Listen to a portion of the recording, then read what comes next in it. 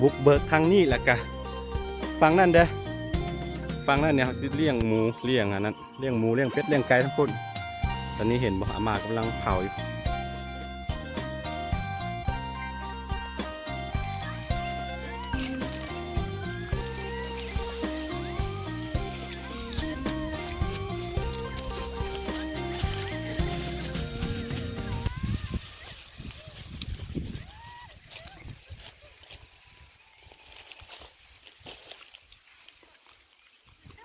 ได้ที่จ้ะ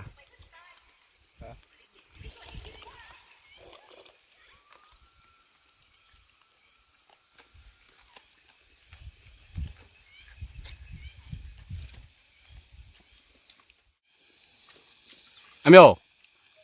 ลงมาลงมาตะกร้าลงมาตะกร้า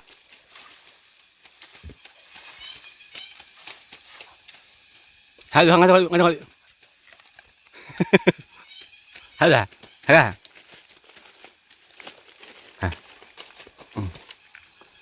แล้วก็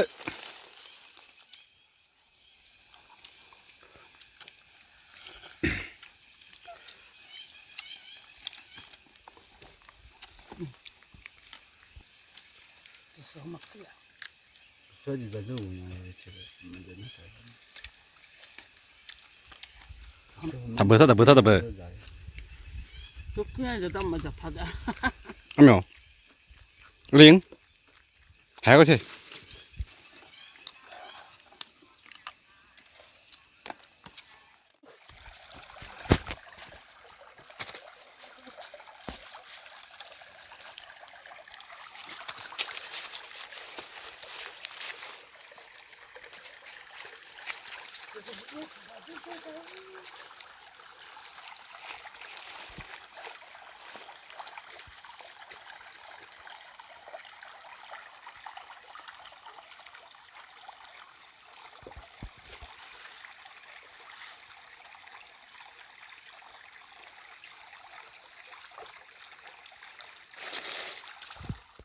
คืออะไรกะ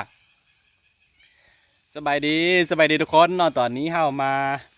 บุกเบิกสวนของเฮาเด้อตอนนี้อาม่ากำลังเผาเนาะเผาจุดที่เฮาถางไปแล้วนะเอาค่อยๆเฮ็ดไปเถื่อนไว้หลังจากที่กินข้าวกินน้ำอิ่มแล้วก็จะได้ยินเสียงจักจานห้องได้ยินบ่มันเฮ็ดให้เฮาแบบว่าง่วงนอนนะมันสามารถกล่อมเฮานอนได้เด้อทุกคนเด้อยามแดดร้อนๆแบบนี้เนาะ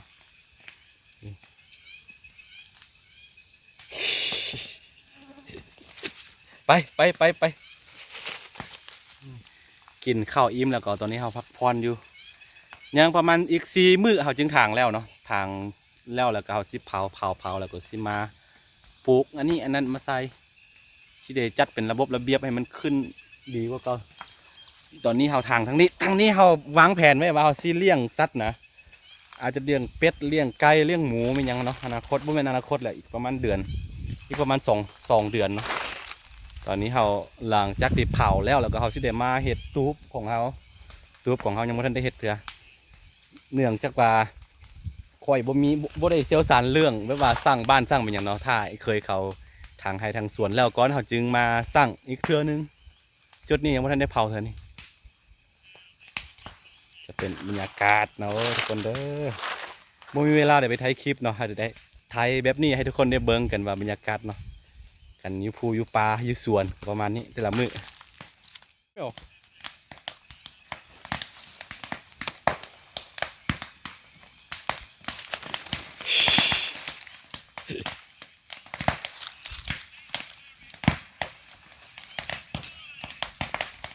รอดไป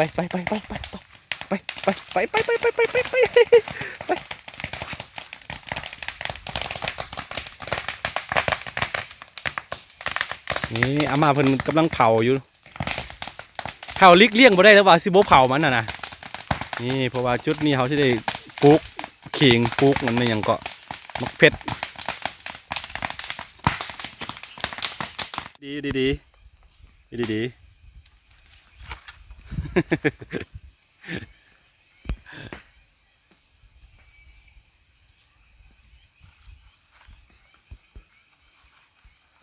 อ๋อ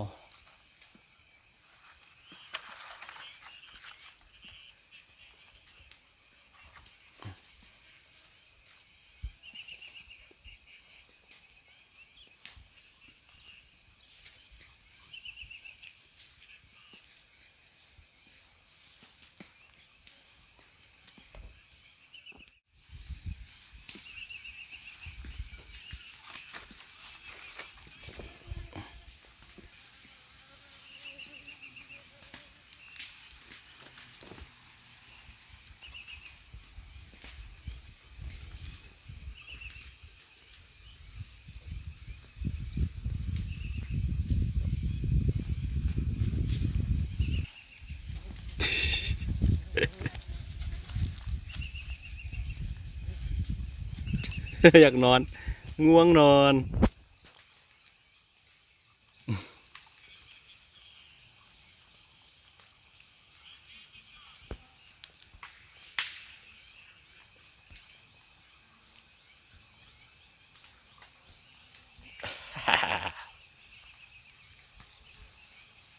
เอ้ย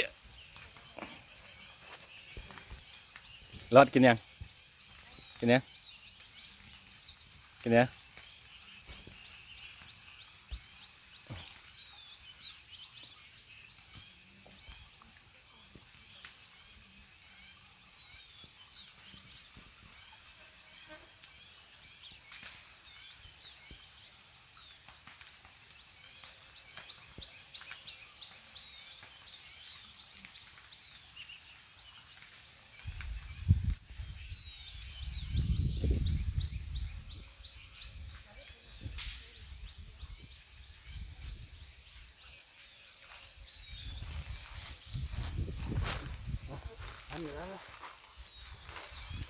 ฮัลโหลไปพุ่นไป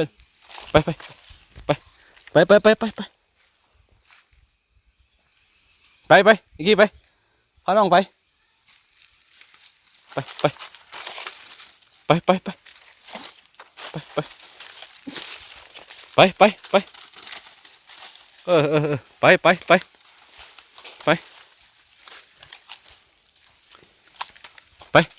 ไปข้ามไปฟังนั่นเด้อ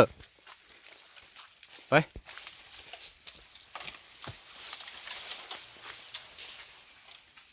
เฮ้ยไป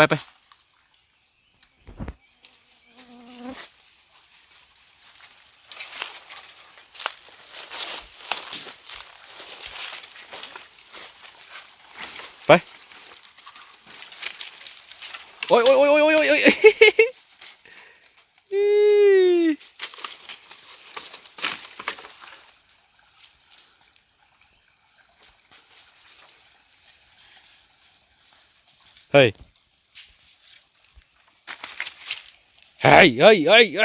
ฮ้ย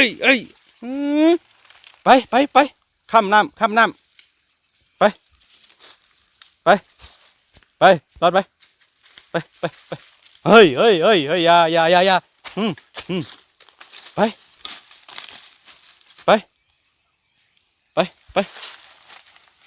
ไปข้ามน้ำ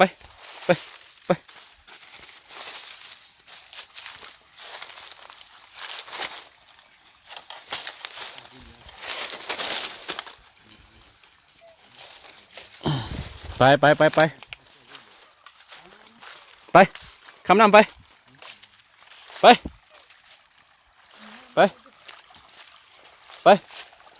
ฮะรอดไหมพี่เอออีกกี่มาพี่กี่มาพี่หายกะมาพี่มากี่มาพี่หายละมา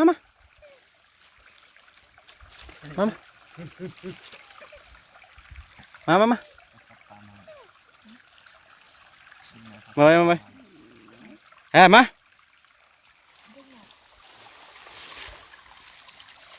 แม่ช่างเลยได้ยุ่งหรอกี่ดาล่ะมันกี่ดาล่ะมัน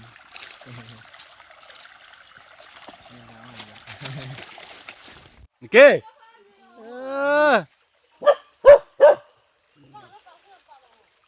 เธองาเพลเด็กก็ดูอะไรกี่ได้อ่ะถ้าดูเนี่ยบ่อยเลยถ้าดูบ่อยเลยนะจ๊ะ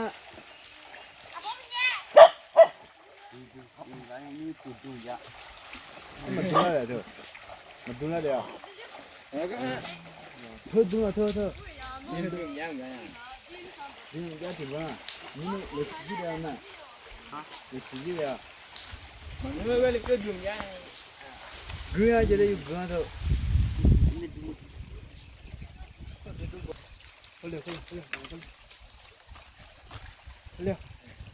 มั้งเร็วกว่า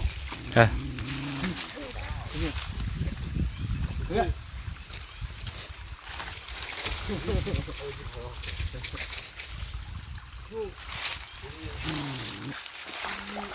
ปข้ามไปนี่จากในวันแรกๆที่เขามาเห็นเนาะเป็นปลาหกปลาทึบหมดตอนนี้เกลี้ยงแล้วเนาะเอาซีบุกเบิกไปค่อยๆไป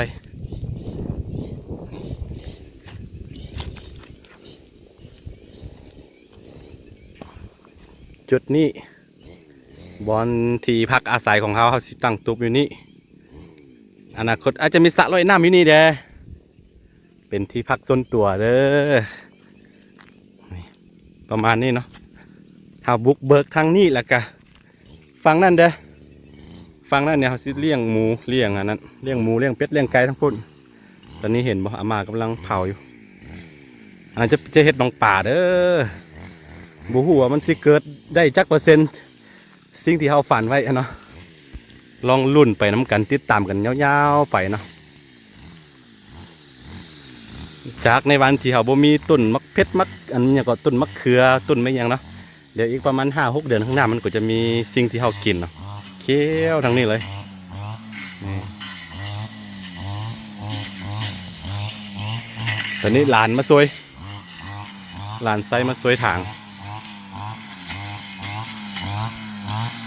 ประมาณนี้ทุกคนเนาะอัปเดตให้ทุกคนได้เบิ่งได้เห็นกัน